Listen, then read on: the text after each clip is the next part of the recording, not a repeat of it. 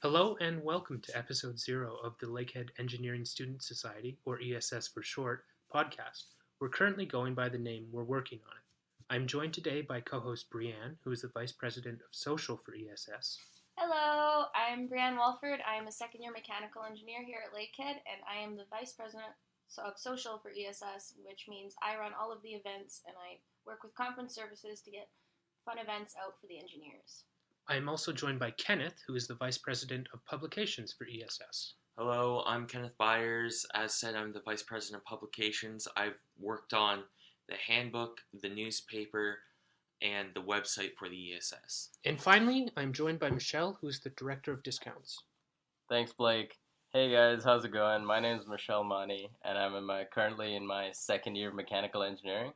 I just want to take a second to say how much of a pleasure it is to be here today on episode 0 on ESS. Thank you all for joining me. Now, since this is our first episode, we don't really have a set structure or good idea of what it's going to be. I think a good place to start would be with Brianne and discussing what events are coming up for our end of January and February. So here's our first segment called the Social Hour.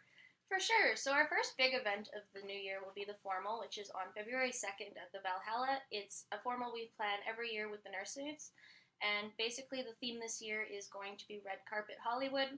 It's a good night to get out, get fancy. It's pretty cool because it's one of the two biggest programs in Lakehead with the nurses and the engineers. And as the nurses are mostly female dominant, with the engineers being mostly male dominant, it's a good way to kind of mingle the two groups together.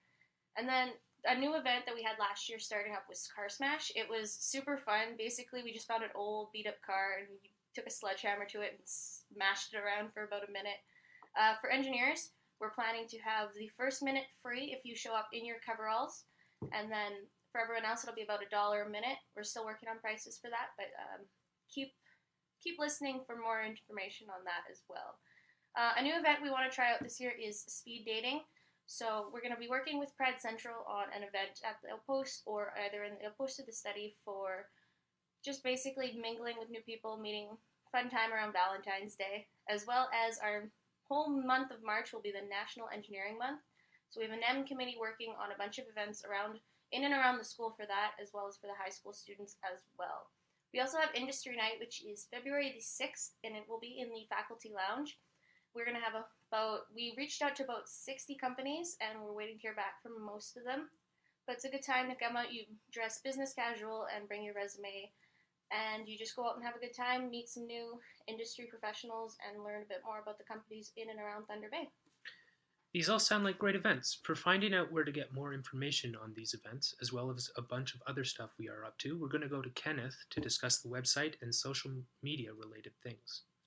All right, so one of our main ways of communication with all of you lovely folks is our website, ess.lusu.ca. It's constantly being updated so that all the freshest information is there for you to pick and choose. And we're trying to upload our calendar now so that you know exactly when all of our events are. As well, we will publish past events in the rack after they've been completed. If there's anything upcoming by the publication, we'll usually put a date in there so you know when you can come out. You can always pick up the last edition of the rack outside of our office at UC0015 in the Thunder Bay campus. For social media, we're constantly posting anything that comes to mind on Facebook, Instagram, Twitter, you name it, we probably have an account. We're always trying to look for new things to post and always trying to keep you as well updated as possible so you can come out and enjoy your university life. Now that we know what is going on with our engineering society and how to find out more, I want to talk briefly about what is going on with all the student engineering societies across Canada. We're going to talk to Michelle now about CFES Congress, which took place in Montreal over the winter break. First off, could you please give us a brief introduction of what CFES and Congress are? Yeah, absolutely. First off, CFES is short for the Canadian Federation of Engineering Students. The CFES is a non-profit organization empowered by a student body that solely focuses on enhancing the student learning experience. The Congress is one of many conferences run by the CFES. In fact, it is every year. It is the first and the biggest conference run by the CFES. What made you want to go? Have you had any other experiences with CFES? Are you looking to become further involved with the CFES?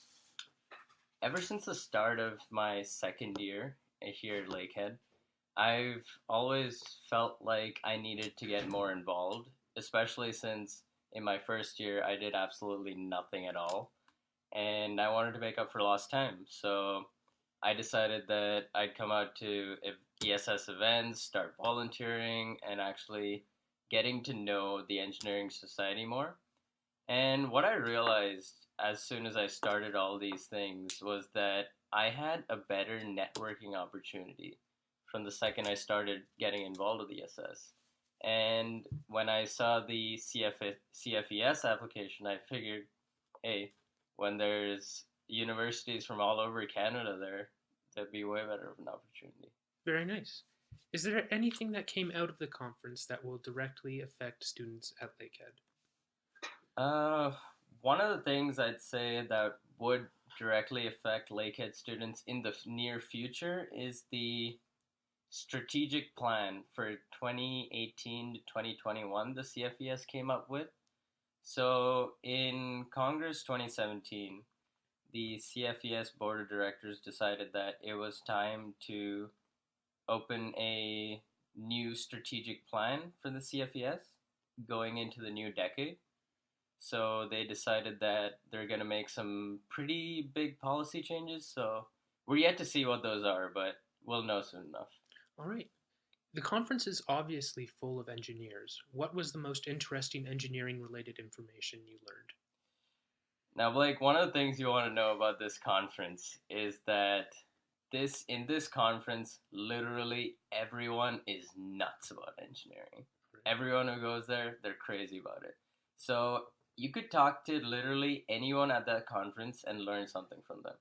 For me, that experience was talking to the Ontario ambassador. So the Ontario ambassador was telling me about how he just scored a job at Microsoft after his fourth year there. So I was like super interested in that, and then he was just telling me how engineering professionals these days are actually looking at student leaders who are actually giving back to their student societies and going to big events like the Congress, right? And he was saying it's not just the 90-plus students companies are looking for anymore, right? Which is great because it blows the job market wide open, right. And it gives you more opportunities. Okay, so more interests than just marks. Yeah, exactly. Okay, perfect. Yeah. Was there anything else from the conference that was noteworthy? As an international student myself, I feel like it was really good to see a lot of international interests at the conference. For example, NASEC, the American equivalent of CFES, and Bondi, the German, and BEST, the European one. Oh, wow. So it was really nice to see all the international partners come out to join CFES, and hopefully they're trying to get together and form a big international organization. Oh, that would be interesting. Yeah, it would. Excellent. Now that we have learned more about what is going on with the ESS and how to get more information, I think we should discuss who shortly will or won't be on the ESS. Election season is soon approaching, and I was hoping to discuss suggestions the two executives may have for people throwing their hat in the ring. So, from Kenneth and Brianne, I was hoping the first thing we could get is a brief overview of the nomination process. Yeah, for sure. So first you have to get about 10 signatures just to confirm that you are eligible to run as well. You just get your friends and other people you know to just kind of say, hey, I support this person, they're going to be running. I think they do a good job. And you basically get 10 signatures, as well as you have to confirm that you have over a 60 average. That is the big thing. Is on executive, you need over a 60 to just make sure you're not going to be leaving our program anytime soon. So that's the biggest part, is just getting those signatures, as well as making sure you keep your average up. All right. Anything you want to add, Kenneth? No, I think Brianne mainly covered it. After you get the original signed for, and that you have your average confirmed, then it's a whole process of just making sure you're well known in the school and getting the most votes as possible, whether that's by posters, social media, what have you. Try and get as many votes as possible so that you're elected to the term. And that's once you're elected, that's where all the fun begins, right? But we have to go back. So after you complete your intent to nominate, to run, you have to attend all of our meetings so that you know what position you want and so on and so forth. Our meetings are always open to everyone. Anyone can join at any point in time. If you have any questions about when the meeting is, please email ess@lakeheadu.ca. Our meetings are Tuesday night at 7 o'clock p.m. in the ATAC 5036 as well. So it's a bit of a hike, but it's well worth it. All right, perfect. So based on last year's nomination and election process, what would you say was your biggest mistake and the smartest thing you did during the process? Kenneth, let's start with you. Well, I would like to say my biggest mistake was not knowing what I was getting into right away. I kind of ran for the sake of, I thought it would be pretty fun. I thought my job would be a lot easier than it was. But after getting into it, it was fun, but it took a while to get used to everything and get bearing on everything that we had to do. The smartest thing I did in the election process was just talk to people. Just getting myself out there and knowing people that knew my face so they could vote for me. All right, Brianne? Yeah, I think my biggest mistake is I was more of a quiet person. I was more to myself. So that kind of didn't help in my aspect of trying to get my name out there and making sure that people knew who I was. But as the year went on, even in the position, I find I've opened myself up more, and basically I like to be a face of the society as well, so it's pretty cool to be able to be one of the 7 executives around and just helping out in that aspect. And I think the smartest thing I did was, again, talk to the past VP Social, which was Troy Smith. He was super amazing with just helping out, getting to knowing what I was getting into and all of that. And even now, he still keeps in touch sometimes and asks how we're doing. So it's really cool to have that aspect as well, just having the old executives be around still. Great, thank you. So my final question would be, who is eligible to run? Do you have to be in a certain year? And we heard about the 60 average.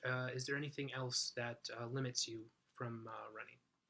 There's not a whole lot of limits. I believe our big thing is we don't really recommend the first years running yet.